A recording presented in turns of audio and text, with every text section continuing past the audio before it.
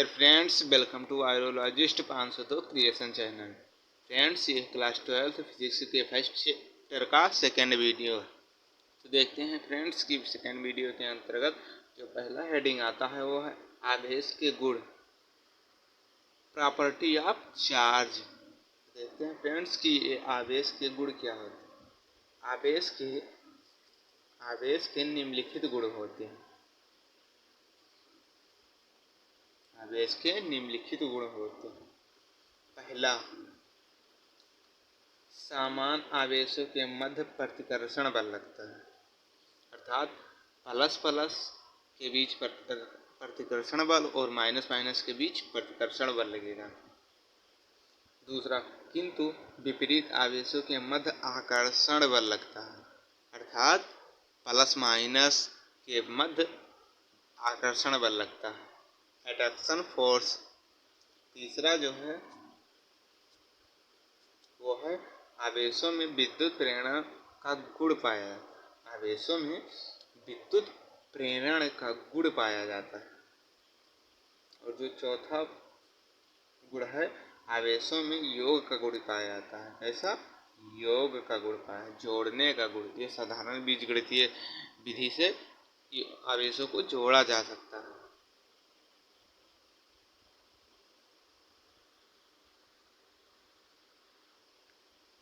और जो पांचवा गुण है, आवेश संरक्षण का गुण आवेशों में पाया जाता है। आवेशों में आवेश संरक्षण का गुण पाया जाता है।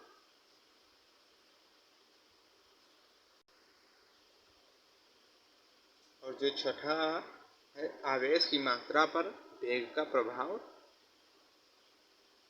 तो देखते हैं फ्रेंड्स, आवेश की मात्रा पर वेग का क्या प्रभाव पड़ता है। विरामावस्था में माना विरामावस्था में पिंड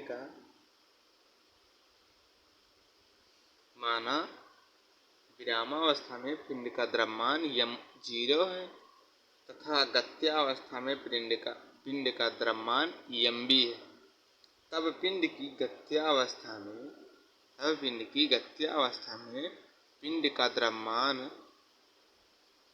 क्या होगा। एक बार फिर से देखते हैं। विरामावस्था में पिंड का द्रव्यमान m0 है, गत्यावस्था में पिंड का द्रव्यमान mb है। तब पिंड की गत्यावस्था में पिंड का द्रव्यमान क्या होगा। जहाँ तो फार्मूला ये बनेगा, पिंड का गत्यावस्था में द्रव्यमान mb बराबर m0, अर्थात पिंड का विरामावस्था में भार m0 बटे √1 माइनस b² बटे c², जहाँ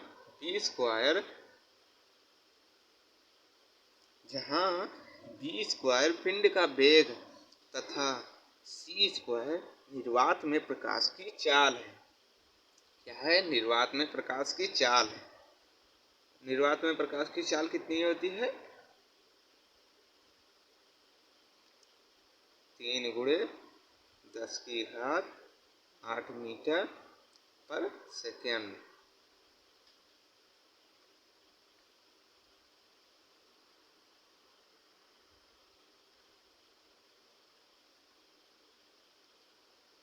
क्या होती है?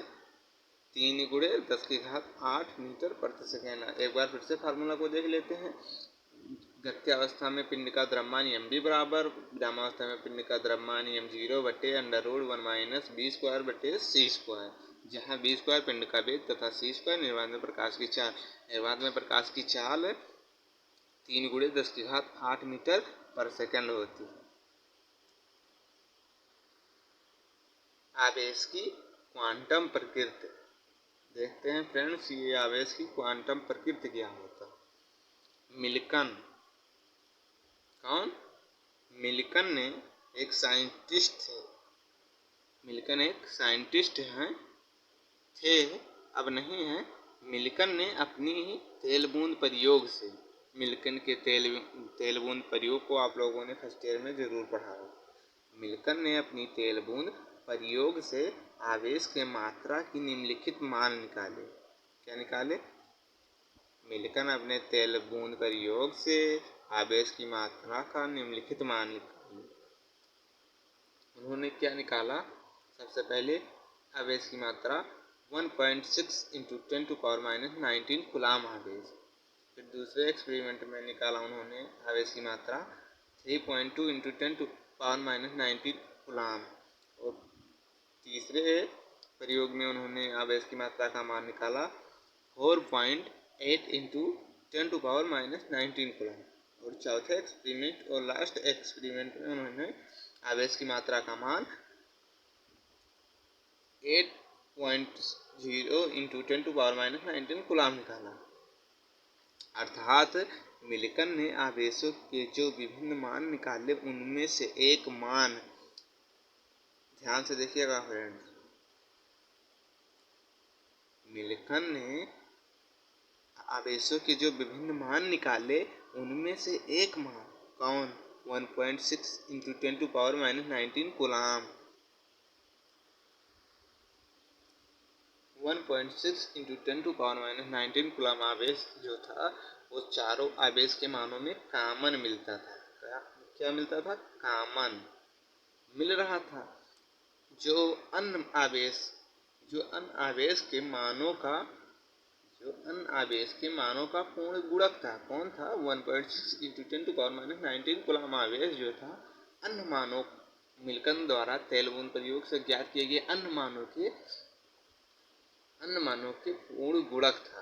अतः इससे यह स्पष्ट होता है कि आवेश का कुल न्यूनतम मान, ध्यान दीजिएगा इस शब्द पर, आवेश का जो कुल न्यूनतम मान होगा वह 1.6 इंटू 10⁻⁹ कूलाम होगा।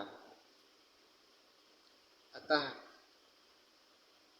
Q1 बराबर 1 इंटू 1 इलेक्ट्रॉन। एक इलेक्ट्रॉन के लिए आवेश का जो मान होगा उसमें 1.6 इंटू 10⁻⁹ कूलाम आवेश होता है एक इलेक्ट्रॉन पर आवेश। और चूंकि एक इलेक्ट्रॉन है इसलिए एक का गुणा करा लेंगे तो उसका आवेश की मात्रा का मान हम निकाल सकते हैं। इसी प्रकार दो इलेक्ट्रॉन के लिए Q2 बराबर 2 इंटू इलेक्ट्रॉन, 3 इलेक्ट्रॉन के लिए Q3 बराबर 3 इंटू इलेक्ट्रॉन।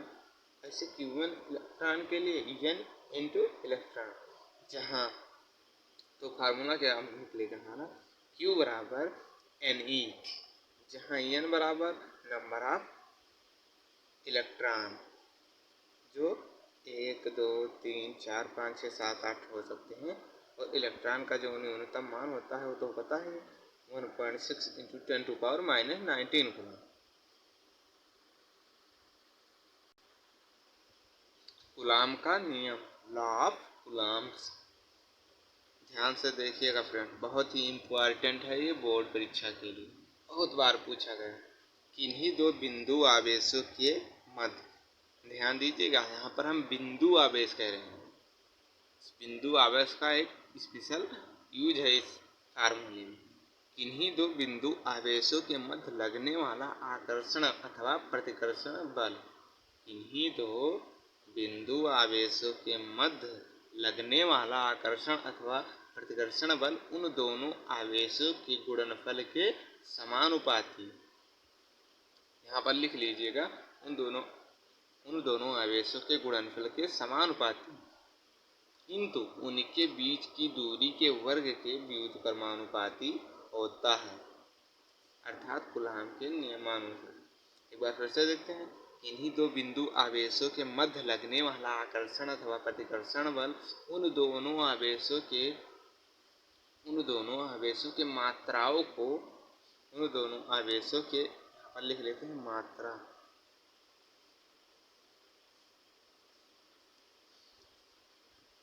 उन दोनों आवेशों के मात्राओं के गुणनफल के डायरेक्टली प्रोपोर्शनल, समानुपाती, किंतु उनके बीच की दूरी के वर्ग के व्युत्क्रमानुपाती अर्थात इनवर्सली प्रोपोर्शनल होता है, अर्थात कूलाम के नियमानुसार।